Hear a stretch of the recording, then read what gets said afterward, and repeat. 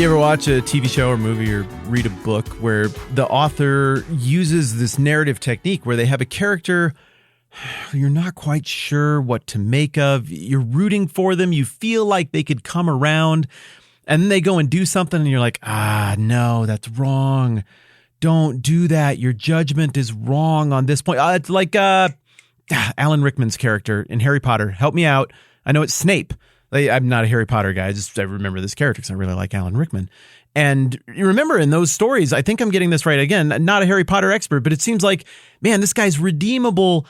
Come on, man, go and do the right thing. And then you see what he's doing. You get these little flashbacks and looks and you're like, that's not good. That's not right. Bummer. That's not the decision I wanted that character to make. But in the end, big picture, you look at it and you're like, I get it now. I see it. I see why that thing that looked dumb and not the way I wanted it to go actually was redemptive and the right call all along. I feel like that's the kind of thing we're running into in Matthew chapter 22 with this parable of the banquet. On the surface, this just isn't a very good look. And I think it's okay for us to admit that this king looks like he's punitive and looks like he's in a foul mood after a really bad day and a bad start to his wedding feast. And then he behaves in a way that looks kind of judgy and mean, and he throws a guy out over what? Just not having nice enough clothes? Come on, man, that's crazy. But as we talked about in the last episode, I think as we look a little more closely at this and we break it down and we think about the cultural expectations and we think about the fact that this is a parable and who Jesus is talking to as he tells it, it starts to make more and more sense. And in retrospect, I think we look back and we're like, I get why the king did that. And so when we get to the end of chapter 22 and we're on the back end of this story about a king who had a wedding party for his son, the prince, and all the fancy invitees refused to come when it was time for the wedding, and some of them even killed the messenger. They so badly didn't want to go to the wedding. And then the king goes and burns their city and punishes all of them. And then he comes back and he tells the servants, like, we're having a party one way or another. Go to the highways and byways, go to the place where the sidewalk ends, go to the street corners, get whoever you find there, good, bad, whatever, and let's do this thing. And the wedding banquet is filled and it feels like it should end, but here we are on the back end of this thing. And instead what we get is this. But when a king came in to see the guests, he noticed a man there was not wearing wedding clothes. Friend, he asked, how did you get in here without wedding clothes? And the man was speechless. Then the king told the attendants, tie him hand and foot and throw him outside into the darkness where there'll be weeping and gnashing of teeth. For many are invited, but few are chosen. It's kind of funny that he has that guest be speechless. He doesn't try to justify himself. He doesn't try to explain anything, because you remember one page earlier? I mean, if you wonder who he's talking about or what would pop to mind, I think it's right here. Remember the religious leaders who he's saying these parables to? They came to him and they're like, hey, where do you get off? Where do you get the authority to do this? And Jesus is like, I'll ask you a question. If you answer me, I'll answer your question. What's the deal with John the Baptist? Where'd he get his authority? And they're too afraid to actually answer the question because they know they're in trouble either way. So they come back and they are effectively speechless. We don't know. It feels like this might be one of the few places where the parable isn't just a general point about the kingdom of heaven for all time, but the parable is kind of like a right now. Remember that conversation we just had like a second ago? Well, while you were standing there scrambling, I was standing over here composing a story in my brain that would demonstrate the absurdity and judgeability of your position. Maybe that's there.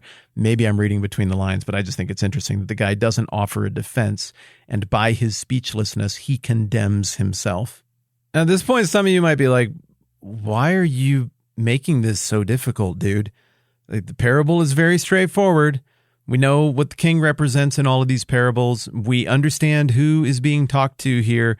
We understand the theme of judgment. We understand the theme of reversal and this being opened up to a much larger group than the religious leadership or this narrow way that they had created at the time. And the cipher to the whole parable, brother, it's like right there at the very end in verse 14. Why aren't you just talking about verse 14? You there have a point. Because maybe it is just as simple as this. The whole parable ends just saying, for many are invited, but few are chosen. For many are invited, but few are chosen. Yeah, that's it. So what does that mean? Why is that there?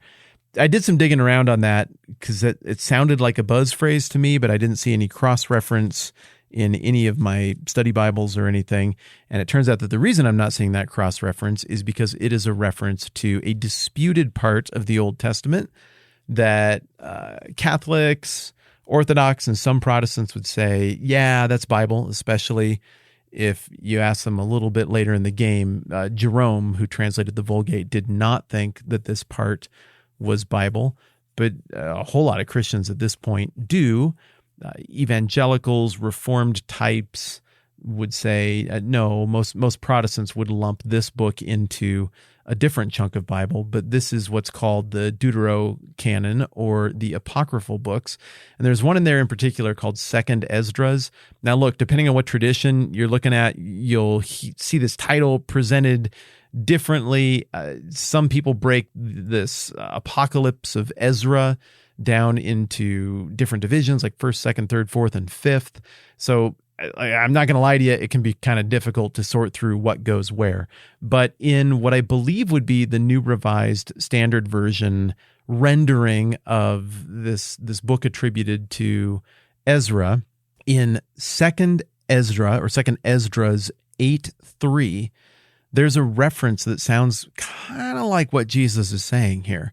Many have been created, but only a few shall be saved. Now, it doesn't sound like Jesus is giving a direct quote here, and even if he did, well, things outside the Bible are referenced and quoted all the time, so I don't think it will settle for anyone the ultimate and final debate of those few disputed parts of the Old Testament or what to do with it, and that really isn't my point in bringing it up. It looks like he's at least referencing a concept or a turn of a phrase in common with this book attributed to Ezra in the Apocrypha or Deuterocanon, or he is referencing maybe this text itself. Now, there's a whole lot of judgment being spelled out in 2nd Esdras, and I'm not going to unpack that entire book or work through what to do with it, but I think it is fair and worth noting that it looks like Jesus is alluding to some sort of apocalyptic concept that the original audience would have had in mind here, whether it's from this text or not, that would say that this banquet that's going to happen, that apparently people knew was coming, nobody disputed that this banquet was coming, that this banquet that's representative of the end of things and like a get-together and a celebration and a high five for the glory of God, for the glory of the King, that at this banquet there's going to be a lot of invitation, but in keeping with this theme of the remnant and with the few responding properly to the authority of God, these few faithful, narrow is the way, in keeping with all of those themes, those motifs, it looks like not everybody is going to say yes to the invitation. Now, here's the payoff.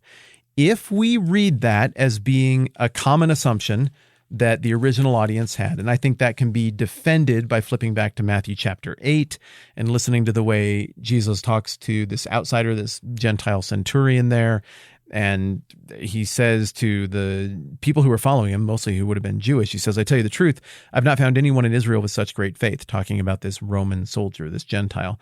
I say to you that many will come from the east and west and will take their places at the feast with Abraham, Isaac, and Jacob. Remember this?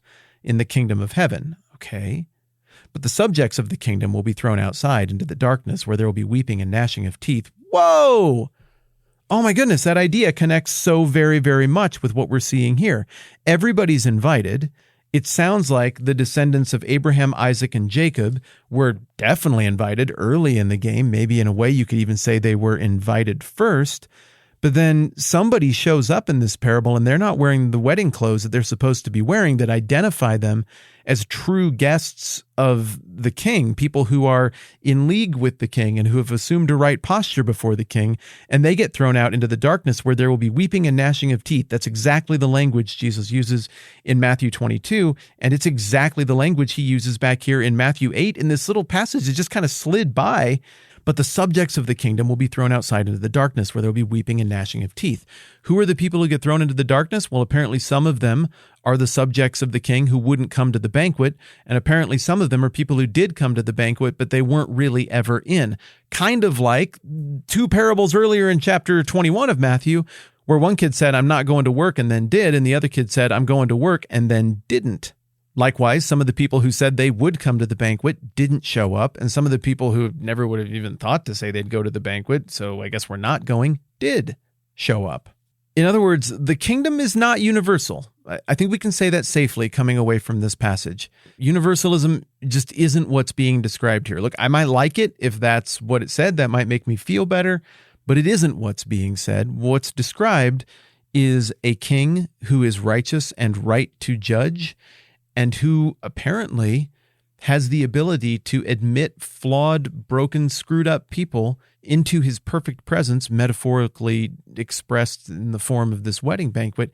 He can invite them into that using his own riches, his own wealth, his own glory, clothing them, if you will, in his righteousness.